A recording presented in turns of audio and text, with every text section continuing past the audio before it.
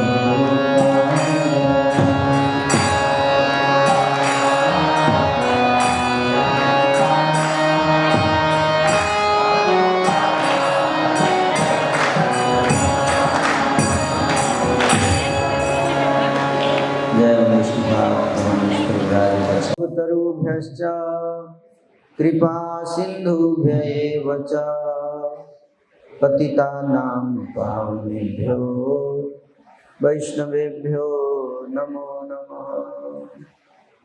जय श्री कृष्ण चैतन्य प्रभु नित्यानंद श्री अद्वैत गदाधर श्रीवासादि गौर भक्तवृंद।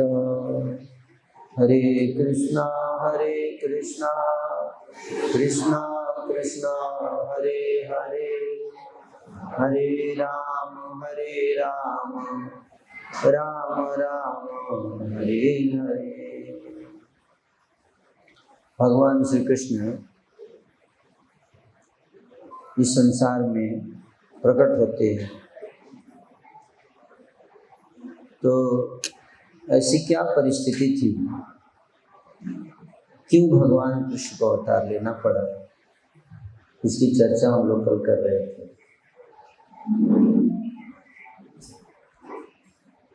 तो विनाशाय च दुष्कृतान् परित्राणाय साधूनां यदा यदा हि धर्मस्य ग्लानिर्भवति भारत। जब धर्म की ग्लानि होती है, धर्म से ग्लानि,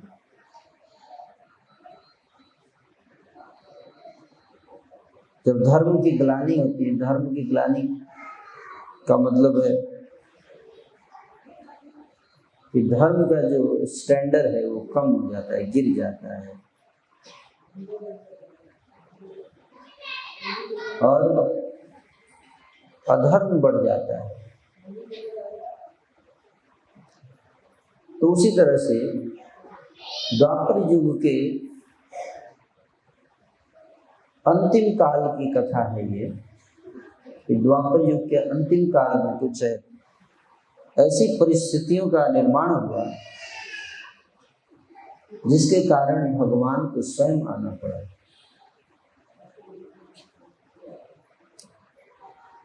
तो धर्म की ग्लानि और अधर्म का संवर्धन बहुत बढ़ गया था, बहुत ज्यादा। असुरों का आतंक बहुत बढ़ गया था। तो उसी में असुरों का जो नेता था उसका नाम था कंस।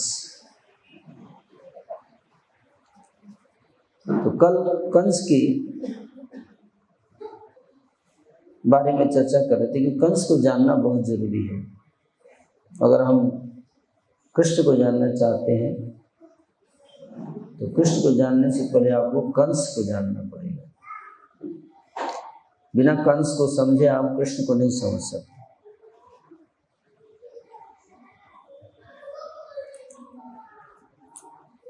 जिस कंस को कृष्ण ने मारा, क्यों मारा उस कंस को? और कंस कुछ मोबाइल बंद कर लेना चाहिए, है ना? जब कथा में बैठते हैं तो साइलेंट में डाल लेना चाहिए।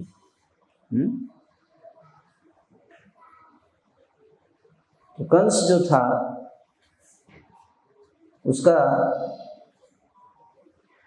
उसको मारने के लिए स्वयं भगवान को आना पड़ा। छोटे मोटे आतंकवादी हैं तो उसको मारने के लिए भगवान को आने की जरूरत नहीं पड़ती है कि नहीं? उसके लिए एंटी टेरर स्क्वाड एटीज बना दिया जाता है और उसी से आतंक रुक जाता है। लेकिन कुछ ऐसे आतंकवादी होते हैं असुर, जो इतने भयानक होते हैं, इतने शक्तिशाली ताकतवर होते हैं कि दुनिया की कोई शक्ति उनको पराजित नहीं कर सकती। इस पृथ्वी की तो बात छोड़ दीजिए, देवता लोग भी, देवलोक में भी, स्वर्ग में भी, यहाँ तक कि ब्रह्मा आदि देवता भी उनको नहीं मार सकते। तो ऐसी परिस्थिति में जब जनता हाहाकार करती है तो भगवान को आना पड़ता है। तो कंस ऐसा ही एक आतताई असुर था। कल हमने उसकी चर्चा की कि किस प्रकार से उसका विवाह हुआ। मगध नरेश जरासंध ने अपनी 2 पुत्रियों का, अस्थि और प्राप्ति, दोनों का विवाह किया जरासंध से। और विवाह करने के बाद जरासंध ने एक बहुत ही प्रसिद्ध हाथी दहेज में कंस को दिया। उस हाथी का नाम था कोल्यापीड़। उसमें 1000 हाथियों का बल था, इतना शक्तिशाली था वो हाथी। विवाह के बाद कंस का आगे का जर्नी का आज चर्चा करेंगे, है ना। कि जब हम बचपन में सीरियल देखते थे, महाभारत सीरियल देखते थे, तो उसमें हम लोग देखते थे कि कंस के बहुत सारे मित्र होते थे, है ना। सारे राक्षस उसके क्या थे? मित्र थे, फ्रेंड, है ना। तो मैं सोचा करता था कि राक्षस लोग किसी के मित्र कैसे हो सकते हैं, है ना। राक्षस लोग कैसे मित्र बन जाएंगे? तो लड़ाई झगड़ा उनका काम है। राक्षस लोग मित्रता कैसे कर सकते हैं? वो भी इतने मित्रता कि अपने मित्र के लिए जान देने को तैयार हो गए।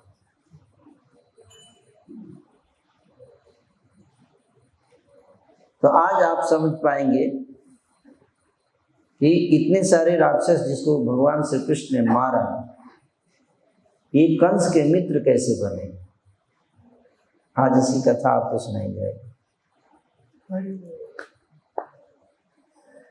ये इतने खूंखार आतंकवादी कंस के दोस्त कैसे बन गए, है ना। तो सबसे पहले शुरुआत होती है कंस के द्वंद्व युद्ध का प्रेमी था। द्वंद्व युद्ध मतलब 1 to 1 फाइट, है ना। 1 to 1 सेना लेके नहीं जाता था लड़ने। अगर किसी देश कहीं पर लड़ाई करने जाना है, चढ़ाई करने जाना है, तो आजकल के नेता लोग क्या करते हैं? सेना भेज देते हैं, खुद अपना पीछे बैठे रहते हैं सिक्योरिटी के अंदर, है ना। सैनिक मरते रहते हैं बॉर्डर पे। लेकिन कंस ऐसा नहीं था। कंस के साथ सेना नहीं थी, अकेले जाता था, अकेला युद्ध लड़ने जाता था। इतना शक्तिशाली असुर था, आप इसी से अंदाजा लगा लीजिए। अकेला द्वंद्व युद्ध के लिए उन्मत्त रहता था, है ना। लड़ाई के लिए हमेशा, लड़ाई का नाम सुनता था तो खुशी से एकदम पागल हो जाता था, है ना।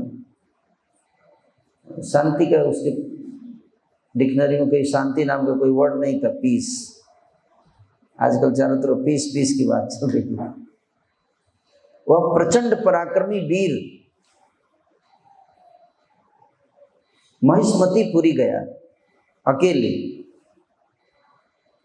महिष्मती नरेश वहाँ के जो राजा थे, उनके 5 पुत्र थे जो पहलवान थे, प्रख्यात मल्ल थे। मल्ल मतलब मल्ल युद्ध, कुश्ती। आजकल तो कुश्ती खत्म हो गया है ना। कुश्ती वाला गेम आजकल, पहले गांव में हर जगह कुश्ती खेल होता था। पहलवान लोग तैयार होते थे, है ना। और तो मल्ल युद्ध इसको बोलते हैं। तो महिष्मतीपुरी के जो राजा थे, उनके 5 पुत्र थे। वो बड़े ही शक्तिशाली पहलवान थे। मल्ल बोला जाता है पहलवान को, कुश्ती करने वाले को मल्ल। बहुत पावरफुल थे। उनके नाम थे चाणूर, मुष्टिक, कूट, सल और तोसल। आपने नाम सुना था इन चाणूर और मुष्टिक का? सुना है? कितने लोगों ने नहीं सुना नाम चाणूर और मुष्टिक? नहीं सुने आप लोग? तो ये मल्ल युद्ध है ना, कुश्ती लड़ने में बहुत बड़े बड़े लोगों को पटक देते थे। अब पटकते नहीं थे, मार देते थे, जान से मार देते थे। इतने शक्तिशाली थे ये, इनसे कुश्ती लड़ने का किसी में साहस नहीं होता था, क्योंकि एक हराने का नहीं है। ये कुश्ती लड़ते थे तो हराना नहीं है, मर्डर कर देते थे। पहले कुश्ती का मतलब यही होता था, कुश्ती के बाद मर्डर कर देते थे। इतने खूंखार थे ये, इसलिए कोई कितने लोगों को मर्डर कर चुके थे कुश्ती में, इसलिए कोई उनसे युद्ध करने का साहस ही नहीं करता था, कुश्ती लड़ने का। चाणूर, मुष्टिक,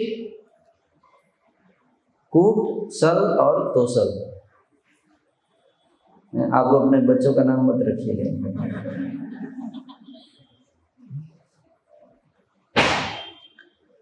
कंस ने, जब कंस वहां पे गया तो पहले उसने साम नीति, 4 नीति होती है, साम, दाम, दंड और भेद। तो साम नीति का उसने सहारा लिया। साम मतलब प्रेम से बात करना। साम नीति का आश्रय लेकर प्रेम पूर्वक उन 5 से जाकर कंस ने बात की। क्या कहा? तुम लोग मेरे साथ मल्ल युद्ध करो। बड़े प्रेम से बोला कि आओ लड़ाई करते हैं, कुश्ती करो मेरे साथ।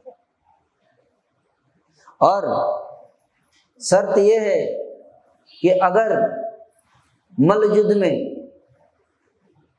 मैं तुम लोगों द्वारा हार गया तो मैं तुम लोगों का दास बन जाऊंगा, और अगर तुम लोग मेरे से हार गए तो तुम लोग 5 मेरे सर्वेंट हो जाओगे।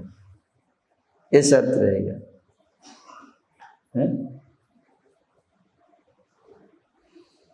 और मल्ल युद्ध शुरू हो गया। वहां जितने भी नागरिक महान पुरुष थे, उन सबके सामने कंस ने इस प्रकार की प्रतिज्ञा की और विजय पाने की इच्छा रखने वाले उन वीरों के साथ मल्ल युद्ध आरंभ कर दिया।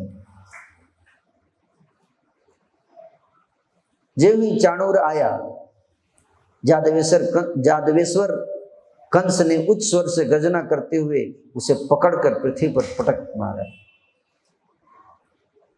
उसी क्षण मुष्टिक भी आ गया पीछे से। चाणूर आया, उसको पटक दिया धरती पर। फिर मुष्टिक आया, मुष्टिक को मुष्टिक रोज से मुक्का ताने हुए था, ऐसे मुक्का ताने हुआ है। कंस ने उसे भी एक ही मुक्के से धराशायी कर दिया। एक मुक्का मारा उसको और वो भी जमीन पे गिर गया। उसी क्षण अब कूट आया। कंस ने उसके दोनों पैर पकड़ लिए और जमीन पर पटक के दे मारा, जैसे धोबी कपड़ा कैसे पटकता है वैसे दोनों पैर पकड़ के धड़ाम से मार। फिर ताल ठोकता हुआ सल भी दौड़कर आ पहुंचा। कंस ने उसे एक हाथ से पकड़ा और जमीन पर पटक कर घसीटने लगा। उसके बाद कंस ने तोसल के दोनों हाथ बलपूर्वक पकड़ लिए और जमीन पर पटक दिया।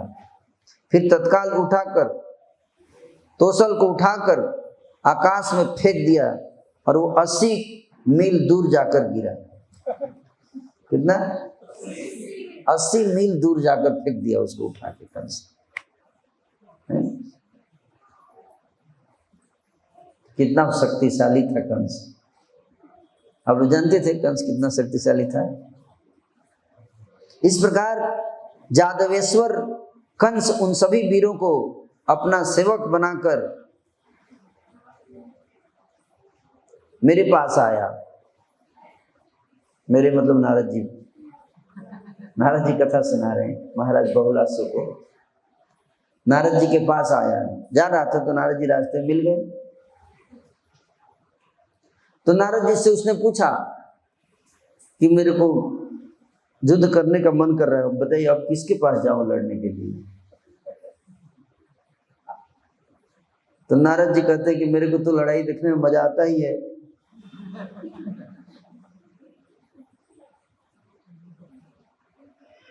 तो इस बार अकेले नहीं था, अब एक तो कंस था, उसके पीछे कौन थे? 5 लोग और हो गए थे, चाणूर, मुष्टिक, कूट, सल और तोसल। तो 1 से 6 हो गया। अब सारे 6 योद्धा, एक कंस और 5 उसके सेवक साथी। नारद जी ने कहा कि तुम लोग प्रवर्षण गिरी पर्वत पर जाओ। प्रवर्षण गिरी पर्वत, वहां पर द्विविद नामक एक बानर रहता है, गोरिल्ला। कौन? विद,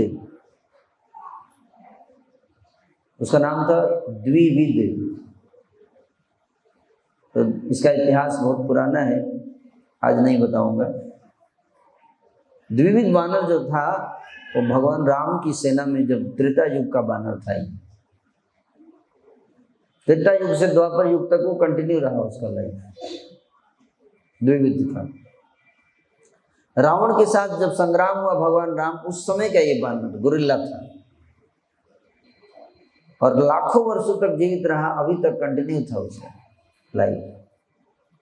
और रहता था प्रवर्षण गिरी पर्वत पर, बहुत शक्तिशाली था।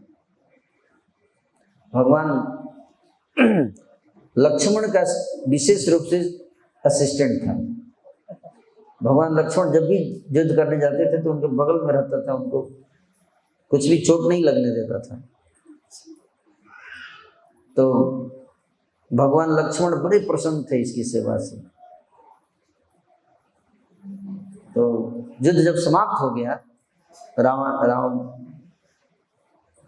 युद्ध जब समाप्त हो गया,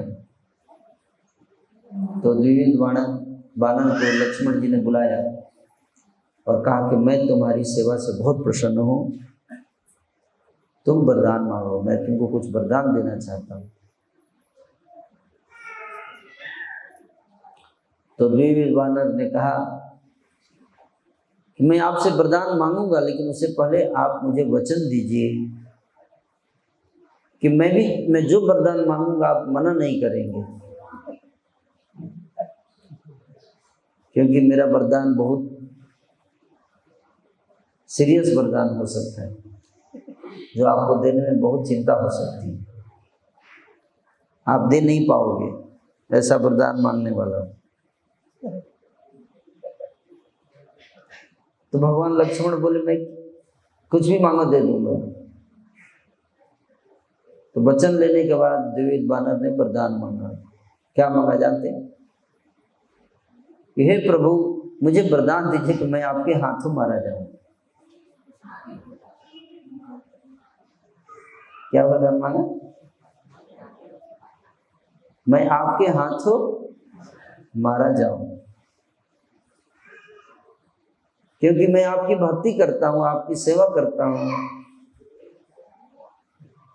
मुझे नहीं लगता कि सेवा करके मैं आपके धाम जा सकूंगा, पर मैंने सुना है कि जो आपके हाथों मारा जाता है वो पक्का चला जाता है, तो मैं रिस्क लेना नहीं चाहता। भगवान लक्ष्मण की आंखों में आंसू आ गए, बोले ये कैसा वरदान तुमने मांग लिया है ना? बहुत विचित्र भक्त होते हैं भगवान के, है ना? उनकी लीलाओं को समझना बहुत मुश्किल है। तो भगवान लक्ष्मण ने कहा उस समय कि जब द्वापर युग में मैं बलराम के रूप में आऊंगा तब तुझे तुम्हारी इच्छा को पूर्ण करूंगा। तो तब से लेकर द्वापर युग तक वो वानर अभी तक इंतजार कर रहा था और प्रवर्षण गिरी पर वो रहता था। नारद जी ने कंस को कहा कि जाओ, तुम्हारे जैसा बलशाली वही योद्धा है द्विविद, तो परोसर गिरी पर जा पहुंचा।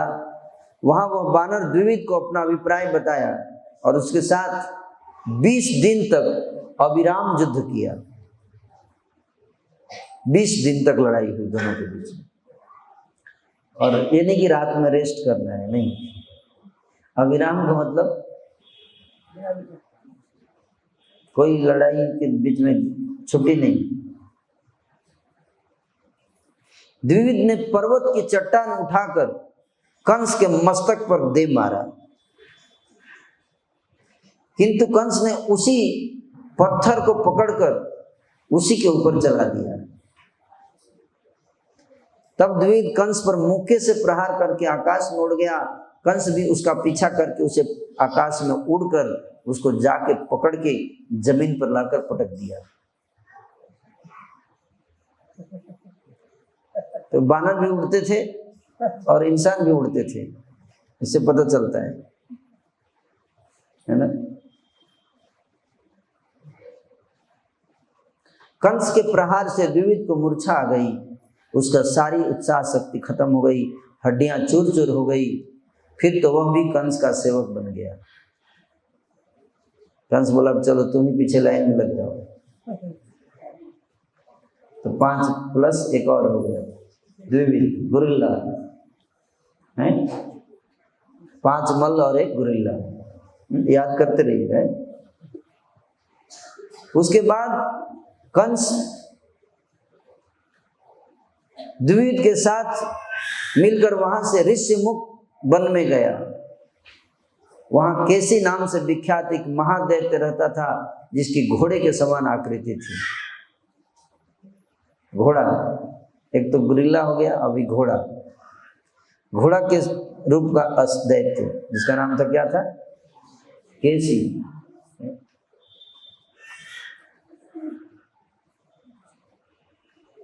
उसे मुख को वह बादल के समान गरजता था। केसी बादल के समान गरजता था।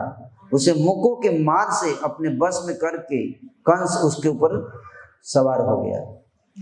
तो कब तक पैदल चले? बोला एक घोड़ा चाहिए, तो उसको मारा, मुक्के से मार मार के उसको अपने बस में करके उसी के ऊपर चढ़ गया। तब घोड़ा आ गया है ना। इस प्रकार वह महान पराक्रमी कंस घोड़े पर सवार होकर केसी के ऊपर महेंद्रगिरी पर्वत जा पहुंचा। महेंद्रगिरी पर्वत पर कौन रहते हैं बताइए? भगवान परशुराम। भगवान परशुराम। दानवराज कंस ने उस महेंद्रगिरी पर्वत को उखाड़कर अपनी दोनों भुजाओं से उखाड़कर 100 बार ऊपर उठाया, फिर नीचे, ऊपर नीचे, ऊपर नीचे, और ऊपर भगवान परशुराम बैठे हुए।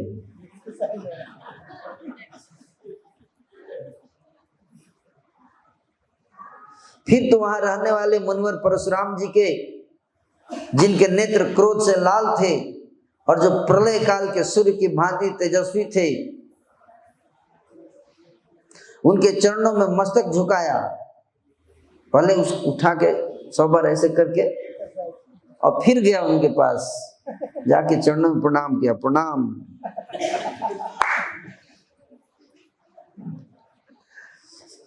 और फिर उनकी परिक्रमा भी किया। असुरों का स्टाइल होता है पूजा करने का। प्रदक्षिणा की, है ना। फिर उन परशुराम जी के दोनों चरणों में जाके लेट गया, क्योंकि पता था उसको कि इनसे पंगा नहीं लेना है। दिमाग वाला आदमी था, वो जानता था कि किससे पंगा लेना और किससे नहीं लेना है। तो ऊपर नीचे कर रहा था पहाड़ को, तो बहुत गुस्सा आया था परशुराम जी को।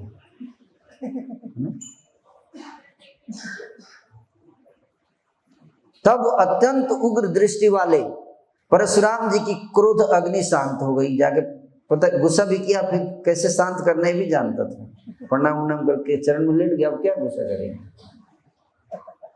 ये सब सीखना चाहिए कला, है ना। तो उनकी क्रोध अग्नि शांत हो गई, और परशुराम जी की क्रोध अग्नि जब शांत हो गई तब वो बोले, क्या बोले सुनिए। अरे कीड़ा, रे बंदरिया के बच्चे, ये क्रोध शांत होने के बाद परशुराम जी का भाषा, क्रोध जब शांत हो गया तब इसे बोलते हैं। तो क्रोध में सोचिए कैसे बोलते हैं।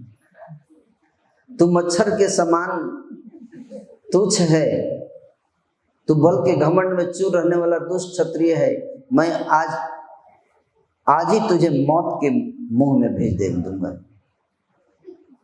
गुस्सा शांत होने के बाद और फिर परशुराम जी बोले कि देख, उनके पास एक धनुष था, वैष्णव धनुष, है ना। परशुराम जी के पास एक वैष्णव धनुष था। वो वैष्णव धनुष कितना बड़ा था आप जानते हैं? ताल के वृक्ष देखा आपने? ताल बहुत लंबा होता है, ताल का वृक्ष।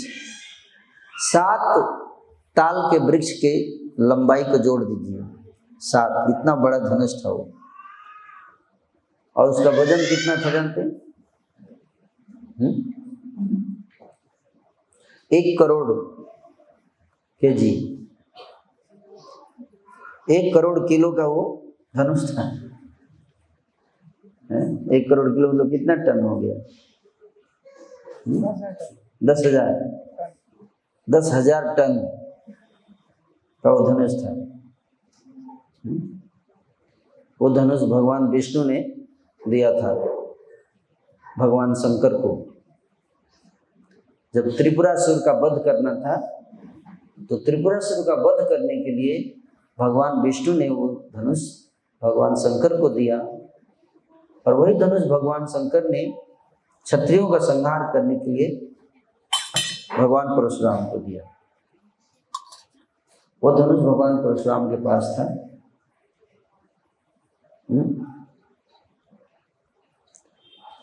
उन्होंने कहा, परशुराम जी कहते हैं कंस से कि तू इस पर प्रत्यंचा चढ़ा,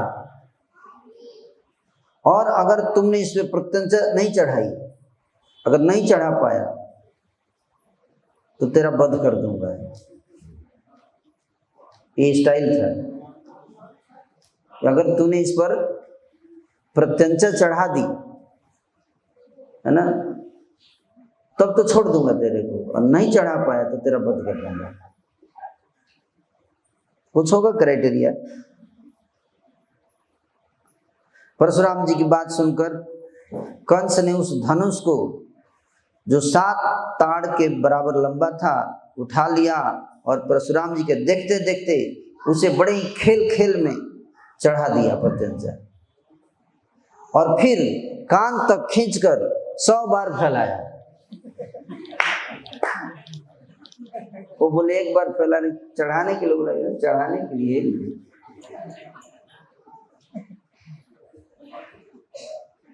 इतना शक्तिशाली था वो, है ना।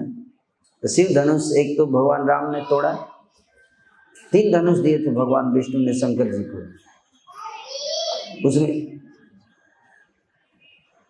उसमें एक धनुष, मोबाइल बंद कर लेना चाहिए, कितनी बार बोल दिया मैं आप लोगों को, है ना।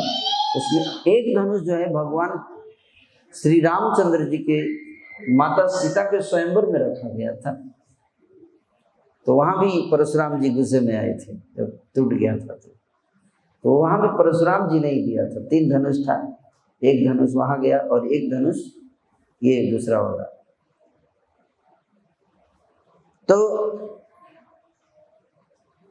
100 बार उसने फैलाया, उसकी प्रत्यंचा के खींचने से बिजली की गड़गड़ाहट के समान टंकार शब्द होने लगा।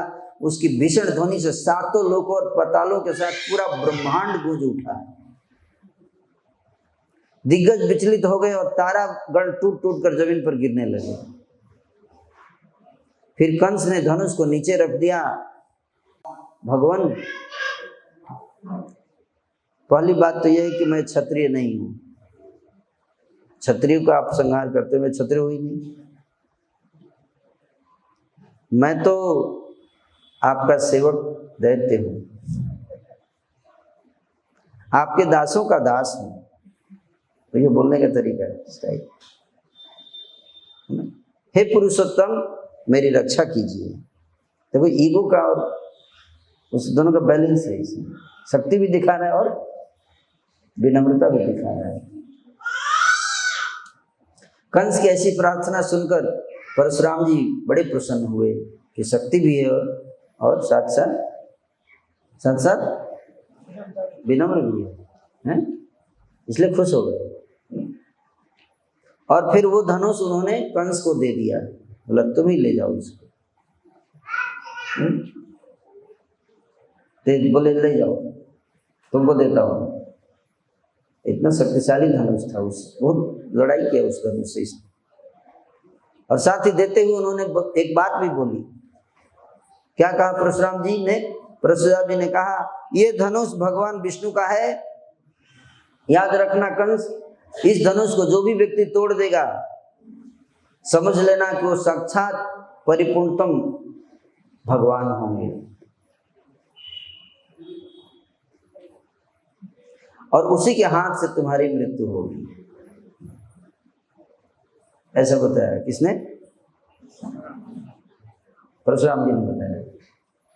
इसके ऊपर इसको कोई और तोड़ नहीं सकता है, केवल परिपूर्णतम भगवान ही इसको तोड़ सकते हैं और कोई तोड़ नहीं सकता है। और तुम्हारे पास रहेगी, और अगर जब कोई तोड़ेगा तो समझ जाना कि वो कोई साधारण व्यक्ति नहीं है, वो परिपूर्णतम भगवान है और वही तुम्हारा वध करेंगे।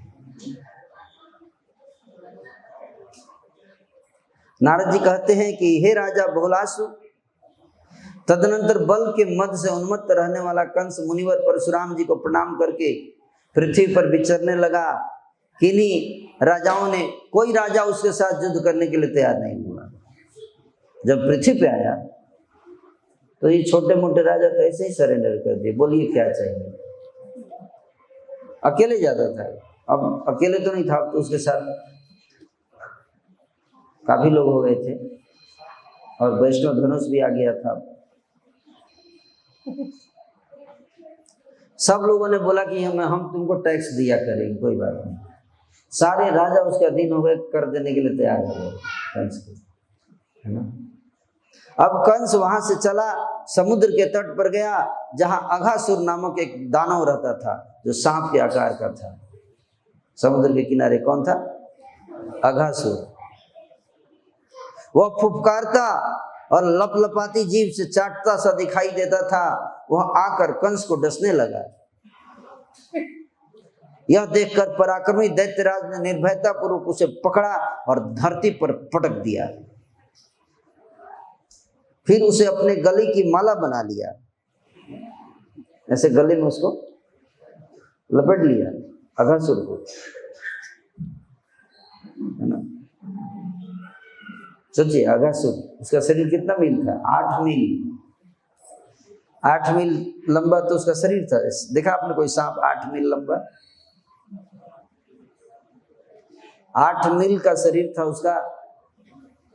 उसको उसने अपने बस में करके उसको अपने गले में लपेट लिया कंस ने। तो गुरिल्ला ही गया था, घोड़ा भी आ गया था, अब सांप भी आ गया, है कि नहीं।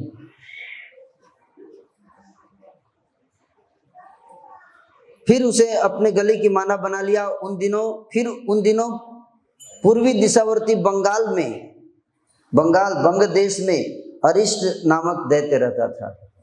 कौन? अरिष्ट। कहाँ रहता था? बंगाल में, पूर्वी दिशा में। उसकी आकृति बैल के समान थी। अब बैल की कमी थी, गुरुला हो ही गया था, घोड़ा हो ही गया था, सांप हो ही गया था, बैल। उस दैत्य के साथ कंस इस प्रकार जा भिड़ा जैसे एक हाथी से दूसरा हाथी लड़ता है। वह दानव अपनी सींगों से बड़े बड़े पर्वत को उठाता था अरिष्टासुर बैल के आकार का था और पहाड़, सिंह से पहाड़ उठा लेता था, इतना शक्ति था उसके सिंह में। पहाड़ को हाथ में लेकर अरिष्टासुर कंस के मस्तक पर पटक देता था ऐसे। कंस भी उसी पर्वत को हाथ में पकड़ के अरिष्टासुर पर दे मारता था। तो पहाड़ से नीचे से तो कोई लड़ाई नहीं होती थी, पहाड़ उठा उठा के। लेकिन आजकल लोग पत्थर उठा उठा के मारते हैं, पत्थरबाज, उसी में हम लोग डर जाते हैं, है कि नहीं?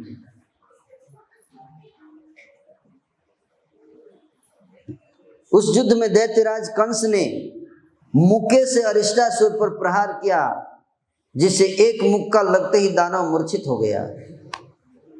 इस प्रकार वह उस अरिष्टासुर को पराजित करके कंस ने उसको भी अपना सेवक बना लिया। बोला तुम ही लग जाओ लाइन में पीछे। तो बैल भी आ गया एक मंडली में। इस प्रकार वहां से वो उत्तर दिशा की ओर चल पड़ा और चलते चलते वो पहुंच गया कहाँ? प्राग ज्योतिषपुर, जो आजकल आसाम को प्राग ज्योतिषपुर बोलते हैं। तो असम पहुंच गया। वहां महाबली भूमिपुत्र नरकासुर रहता था, जिसको भौमासुर भी बोलते हैं। नरकासुर के पास जाकर युद्धार्थी कंस ने उसे कहा, हे दैत्येश्वर, तुम मुझे युद्ध करने का अवसर दो। यदि संग्राम में तुम्हारी जीत हो गई तो मैं तुम्हारा सेवक बन जाऊंगा, और साथ ही अगर मुझे विजय प्राप्त होगा तो तुम सबको मैं अपना सेवक बना लूंगा। है ना? कितना बढ़िया तरीका है रिक्रूटमेंट का, है? कोई पढ़ाई वढ़ाई करने की जरूरत नहीं है, बहाली निकालने की जरूरत नहीं है। नारद जी कहते हैं कि हे राजन, प्राग ज्योतिषपुर में सबसे पहले नरकासुर की तरफ से लड़ने के लिए आया प्रलंबासुर। तो नरकासुर बोला कि मैं बाद में जाऊंगा, पहले मेरे दोस्तों से, सेवकों से लड़ो, अगर तुम उनसे जीत गए तब फिर देखेंगे। तो नरकासुर के ये लोग क्या थे? नरकासुर की आर्मी में ये लोग कमांडर थे। कौन? प्रलंबासुर नंबर 1। प्रलंबासुर को भेजा। प्रलंबासुर कंस के साथ इस प्रकार युद्ध करने लगा जैसे किसी पर्वत पर एक उद्भट सिंह के साथ दूसरा उद्भट सिंह लड़ता हो। कंस ने उसे मल्ल युद्ध में प्रलंबासुर को पकड़ा और पृथ्वी पर दे मारा। फिर उसे उठाकर प्राग ज्योतिषपुर के स्वामी भौमासुर के पास फेंक दिया। प्रलंबासुर को उठाया, ऐसे फेंका और सीधे आके भौमासुर के आगे गिरा वो। फिर भौमासुर ने धेनुकासुर नाम के विख्यात दानव को कंस के पास भेजा। जब प्रलंबासुर तो हार गया, बोला धेनुकासुर तुम जाओ, गधा, एक बैल हो गया, अभी गधा जाएगा। गधा, धेनुका मतलब गधा, गधा क्या कहता था? धेनुका ने आकर कंस को रोषपूर्वक पकड़ लिया। उसने दारुण बल का प्रयोग करके कंस को दूर तक पीछे हटा दिया। तब कंस ने भी धेनुकासुर को बहुत दूर पीछे धकेल दिया और सुदृढ़ घूंसों से मार मार कर उसके शरीर को चूर चूर कर दिया। फिर भौमासुर की आज्ञा से तृणावर्त आया, कंस को पकड़कर 1,00,000 योजन ऊपर आकाश में ले गया। 1,00,000 योजन मतलब कितना? 8 लाख किलोमीटर, 8 लाख मील। आकाश में 8 लाख मील ऊंचा जाएंगे, हवाई जहाज भी नहीं जा सकती इतना ऊपर। और वहां उतना ऊपर जाकर लड़ाई शुरू हो गई दोनों में। कंस ने अपनी अनंत शक्ति लगाकर बलपूर्वक उस दैत्य को आकाश से खींचकर पृथ्वी पर पटक दिया। उस समय तृणावर्त के मुंह से खून की धारा बह चली। इसके बाद महाबली बकासुर आकर अपनी चोंच से कंस को निगल जाने की चेष्टा करने लगा। बगुला, पक्षी की कमी थी, पशु तो काफी हो गए थे, पक्षी नहीं था तो बगुला आ गया बकासुर। अपनी चोंच से कंस को निगल जाने की चेष्टा करने लगा। कंस ने वज्र के समान कठोर मुक्के से प्रहार करके उसे भी धराशायी कर दिया। बलवान बकासुर फिर उठ गया, उसके पंख सफेद थे, वह मेघ के समान गंभीर गर्जना करता था। क्रोधपूर्वक उड़कर तीखी चोंच वाला उस बकासुर ने कंस को निगल लिया।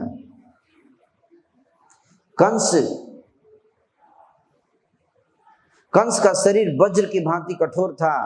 निगल जाने पर उसने उस दानव के गले की नली को रूंध दिया। फिर महान बली बकासुर ने कंठ छीद जाने के कारण कंस को मुंह से बाहर उगल दिया। तदनंतर कंस ने उस दैत्य को पकड़कर जमीन पर पटका और दोनों हाथों से घुमाता हुआ उसे वह युद्ध भूमि में घसीटने लगा। बकासुर को इस प्रकार से अपना सेवक बना लिया। बकासुर की एक बहन थी जिसका नाम था पूतना। कौन? पूतना, सिस्टर भी थी उसकी एक। तो जब देखा कि मेरे भाई को बहुत मार दिया इसने, पूतना ने देखा तो भी आ गई लड़ाई करने। बोले बदमाश कहीं का मेरे भाई को मार रहा है? ऐसे तो रक्षाबंधन में भाई बहन की रक्षा करता है, लेकिन उल्टा बहन आ गई भाई की रक्षा करने। पूतना को उपस्थित देखकर कंस ने हंसते हुए कहा, पुतने मेरी बात सुन ले, तू स्त्री है इसलिए मैं तेरे साथ कभी नहीं लड़ सकता, मैं स्त्री के साथ नहीं लड़ता। और ये बकासुर ये आज से मेरा भाई है और तुम मेरी बहन हो जाओ आज से। कितना बढ़िया भाई बना, पहले पीटो। तो असुर ऐसे ही भाई दोस्त बनते हैं, पहले उसको मारना पड़ता है ना, पहले उनको मारो और तब उनका ईगो जब चटनी हो जाता है तभी वो भाई बहन रिलेशन समझ, तो रिलेशन का कोई वैल्यू नहीं उनके लिए, है ना। फिर तो महान पराक्रमी कंस को देखकर भौमासुर ने भी, अरे इतने चारों को मार दिया इसने तो, प्रलंबासुर, धेनुकासुर, तृणावर्त, बकासुर और पूतना, 5 लोगों का रिक्रूटमेंट हो गया है। तो ये सारे आ गए, मंडली कितनी बड़ी हो गई है। सब बोले पीछे लग जाओ लाइन में।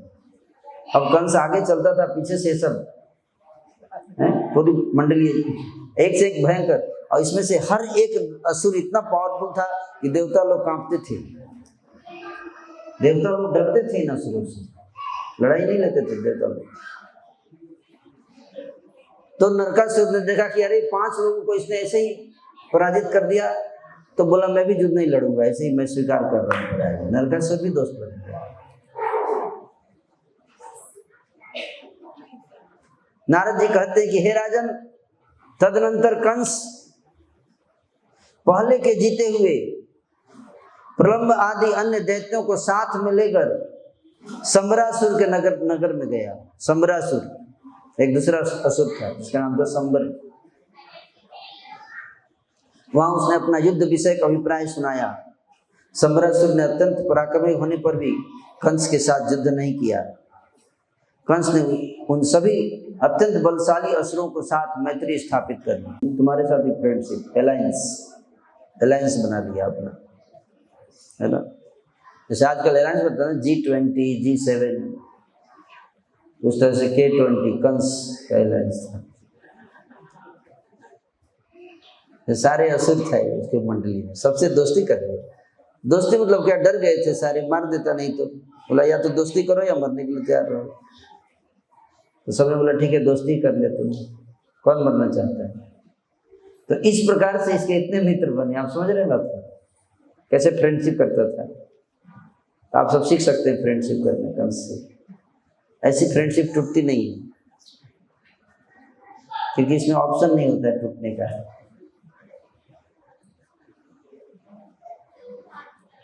क्योंकि टूटने पर सत्तन से जुदा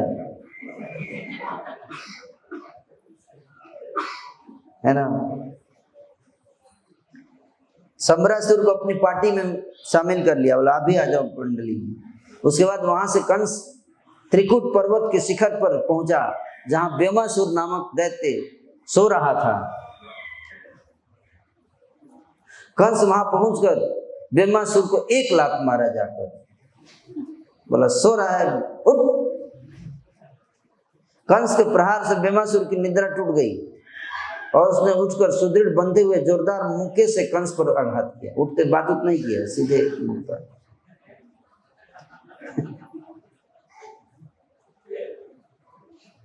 कंस भी पहुंचते ही बात उठ नहीं, सीधे लात मारा। और जब वो उठा तो उसने उठते बात उठ नहीं किया कौन है, सीधे मुक्का मारा। उस समय उसके नेत्र क्रोध से लाल हो रहे थे। कंस और बेमासुर में भयंकर युद्ध छिड़ गया। दोनों एक दूसरे को मुक्के से मारने लगे। कंस के मुक्कों की मार से बेमासुर अपनी शक्ति और उत्साह दोनों खो बैठा। उसको चक्कर आने लगा। यह देखकर कंस ने उसको अपना सेवक बना दिया, चल तू भी आ जा। उसी समय मैं वहां जा पहुंचा। मैं मतलब नारद जी।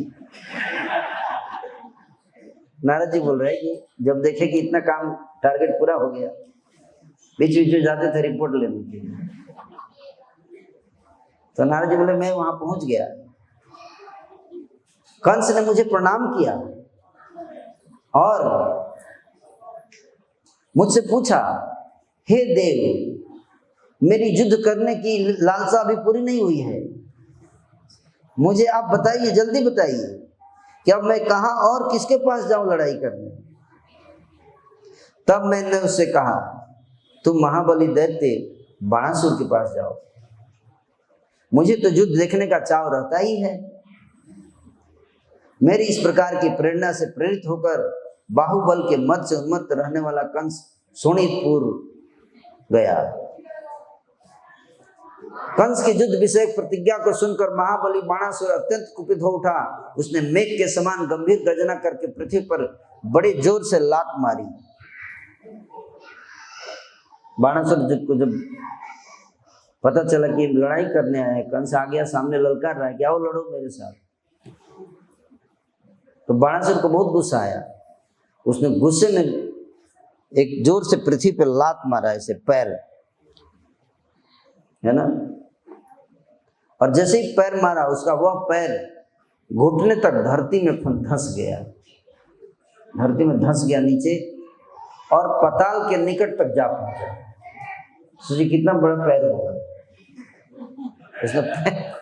ऐसे ऐसे असुर थे, वो पैर मारा तो धंसा, तो हम पैर धंसेगा तो कितना जाएगा, ज्यादा से ज्यादा 2-3 फीट 2 फीट जाएगा, लेकिन उसका पैर जब नीचे धंसा तो सीधे पाताल तक पहुंच गया। पाताल लोग सारे लोगों को छेद करके पाताल तक पहुंच गया पैर। फिर बाणासुर ने कंस से कहा, पहले मेरा इस पैर तो निकालो,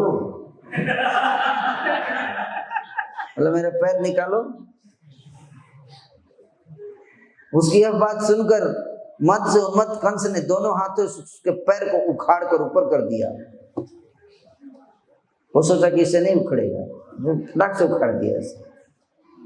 उसका पराक्रम बड़ा प्रचंड था, जैसे हाथी गड़े हुए कठोर डंडे को, खंबे को अनायास ही उखाड़ लेता है, उसी प्रकार कंस ने बाणासुर के पैर को खींचकर ऊपर कर दिया। उसके पैर पर उखड़ते ही पृथ्वी तल के लोग और 7 पाताल हिल उठे। अनेक पर्वत धराशायी हो गए, जैसे भूकंप आ गया हो, ऐसा हो गया। और सुदृढ़ दिग्गज भी अपने स्थान से विचलित हो उठे। अब बाणासुर को युद्ध के लिए उद्यत हुआ देख भगवान शंकर वहां पे आ गए। बोले दोनों लड़ाई करेंगे, अभी दिक्कत हो जाएगा। शिव जी वहां पहुंच गए और दोनों को समझा बुझा कर बोला लड़ाई मत करो। बाणासुर बोला क्यों नहीं लड़ाई करेंगे, हम लोग करेंगे लड़ाई, हमको ललकार रहा है ये है? तो शिव जी ने बलि नंदन बाणासुर से कहा, हे दैत्यराज, भगवान श्री कृष्ण को छोड़कर भूतल पर दूसरा कोई ऐसा वीर नहीं है जो युद्ध में इसे जीत सकेगा। परशुराम जी ने इसे ऐसा वरदान दे दिया है और अपना वैष्णव धनुष भी इसे अर्पित कर दिया है, इसलिए अब इसे कोई जीत नहीं सकता भगवान कृष्ण के अलावा। नारद जी कहते हैं, हे राजन, इस प्रकार कहकर साक्षात महेश्वर शिव ने कंस और बाणासुर में तत्काल दोस्ती करा दी।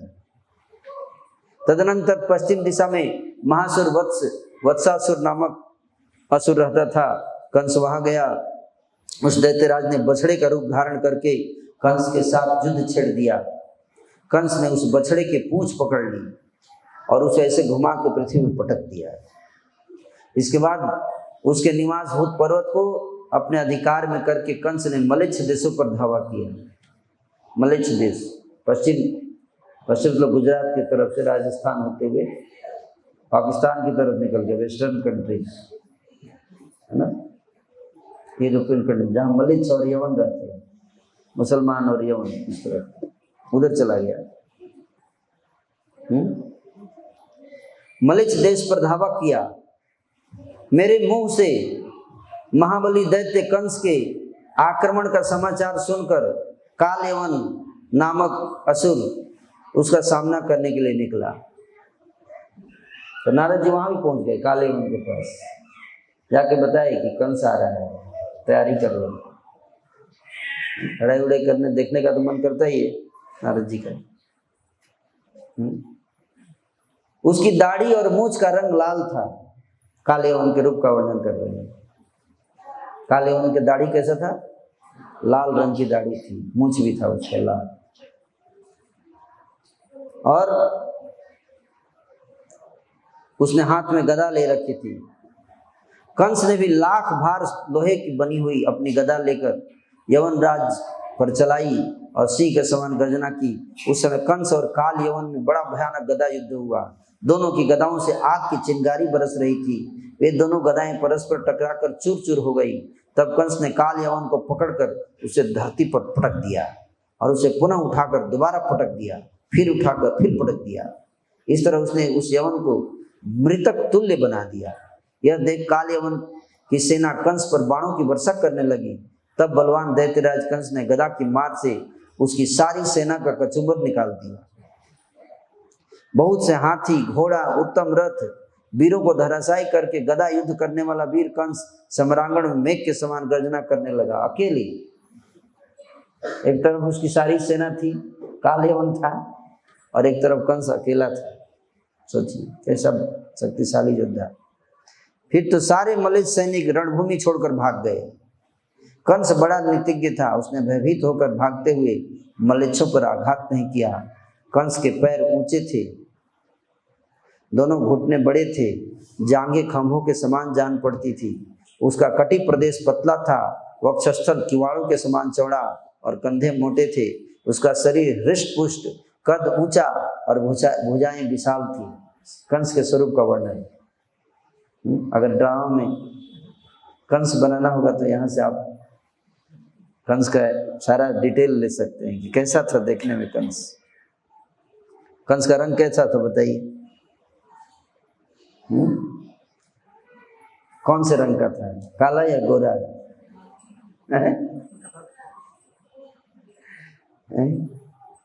कंस के नेत्र प्रफुल्लित कमल के समान प्रतीत होते थे। सिर के बाल बड़े बड़े थे। देह की कांति, शरीर की कांति कैसी थी? अरुण, अरुण रंग की। अरुण जानते हैं? जो सूर्योदय होता है तो उस समय जो रंग होता है सूर्य का, उसको बोलते हैं अरुण, है ना? ऑलमोस्ट लाल, लालिमा, लाल रंग था कंस का। तो लाल रंग का कोई व्यक्ति होगा तभी तो उसका रोल करेगा,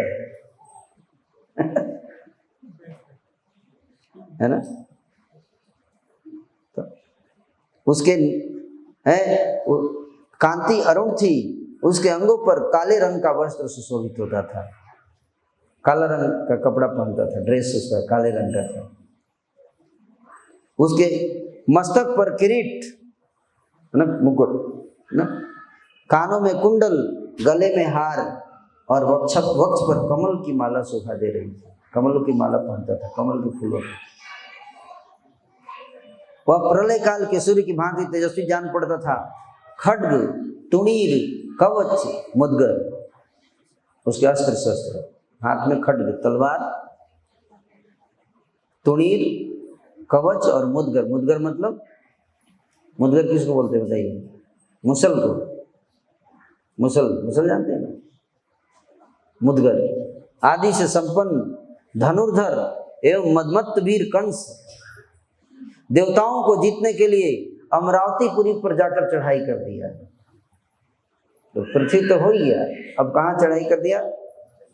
स्वर्ग पर, स्वर्ग में चला गया। वहां पे अमरावतीपुरी पर चढ़ाई किया। और अकेले नहीं था, चाणूर, मुष्टिक, अरिष्ट, सल, तोसल, केसी, प्रलम, बक्त, द्विविद, तृणावर्त, अघासुर, कूट, भौम, बाण, संबर, व्योम, धेनुक और वत्स नामक सारे असुरों को साथ लेकर कंस ने अमरावतीपुरी को चारों ओर से घेर लिया और बड़ा भयंकर युद्ध हुआ, बड़ा भयंकर, बड़ा भयंकर युद्ध हुआ। कंस के मुक्के की मार खाकर इंद्र ऐरावत से दूर जा गिरे। इंद्र को एक मुक्का मारा, ऐरावत हाथी से नीचे जाके गिर पड़े जमीन पे। ऐरावत भी धरती पर घुटने टेक कर व्याकुल हो गया। फिर तुरंत ही उठकर गजराज ऐरावत ने दैत्यराज कंस पर दांतों से आघात किया और उसे सूंड पर उठाकर कई योजन दूर तक फेंक दिया। कंस को फेंक दिया ऐरावत ने। कंस का शरीर वज्र के समान सुदृढ़ था, वह उतनी दूर से गिरने पर भी घायल नहीं हुआ। उसके मन में किंचित व्याकुलता हुई, किंतु फिर गुस्से में आकर ओठ फड़फड़ाता अत्यंत जोश में भरकर वह पुनः युद्धभूमि में जा पहुंचा। कंस ने नागराज ऐरावत को पकड़कर सम्रांगण में धराशायी कर दिया और उसकी सूंड मरोड़कर उसके दांतों को तोड़ दिया। अब तो ऐरावत हाथी उस सम्रांगण से तुरंत भाग चला। वह बड़े बड़े वीरों को गिराता हुआ देवताओं की राजधानी अमरावतीपुरी में जा घुसा। तदनंतर दैत्यराज कंस ने वैष्णव धनुष पर प्रत्यंता चढ़ाकर बाण समूहों तथा धनुष की टंकारों से देवताओं को खदेड़ना आरंभ कर दिया। कंस की मार पड़ने से देवताओं के होश उड़ गए। जिस देवताओं की पूजा करते हैं आप सब, समाज में लोग क्या करते हैं? देवताओं की पूजा करते हैं। कंस की मार से देवताओं के होश उड़ गए और वे चारों दिशाओं में भाग निकले। कुछ देवताओं ने रणभूमि में अपनी शिखाएं खोल दी, डर से, है ना, शिखा खोल दी, सरेंडर, शिखा खोल के हाथ जोड़ के से हम डरे हुए, हमें मत मारो। ऐसे देवता लोग डरे हुए, मत मारो।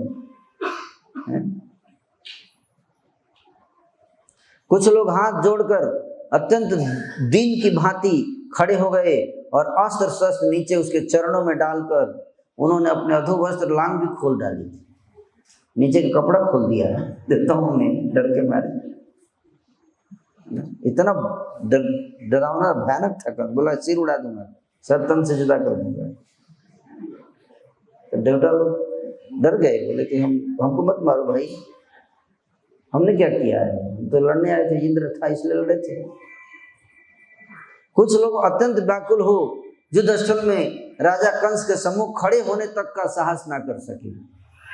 इस प्रकार देवताओं को भागा हुआ देख वहां का छत्र युक्त सिंहासन को स्वर्ग से इंद्र का सिंहासन वहां से उठा लिया और उठा के लाकर मथुरा में लगा दिया, सेट कर दिया और यहाँ से अब शासन चलेगा। मथुरा में लेके आ गया छत्र सिंहासन सारा स्वर्ग का। इस नरेश्वर कंस समस्त दैत्यों के साथ अपनी राजधानी मथुरा को लौट आया। और इस प्रकार से कंस जो है तीनों लोगों का स्वामी हो गया। तो इस प्रकार आज की कथा हम यहाँ पर विराम देंगे और फिर कैसे भगवान ऐसी परिस्थिति में फिर पृथ्वी पर सारे देवता लोग जो हैं दुखी हो गए। पृथ्वी पर इतने सारे असुर थे, सारे सब मिल के अब एक साथ आतंक करते थे। पहले तो अकेले अकेले करते थे अपने एरिया में, लेकिन अब सारे कंस के लीडरशिप में सब एकजुट हो चुके थे। और जो भी किसी कहीं पे जाके पूरे गांव के गांव को जलाना होता था तो सब साथ में जाते थे जलाने। जहाँ भी यज्ञ होता था जाके यज्ञ विध्वंस करके सारे ब्राह्मणों का सिर काट देते थे, है ना। कोई कहते ना जंगल राज की तरह सिचुएशन पृथ्वी पे हो गई। तो उसका आगे का वर्णन फिर सुनाएंगे आपको कि भगवान कृष्ण का अवतार कैसे हुआ, कल सुनाया जाएगा। ठीक है, हरे कृष्ण।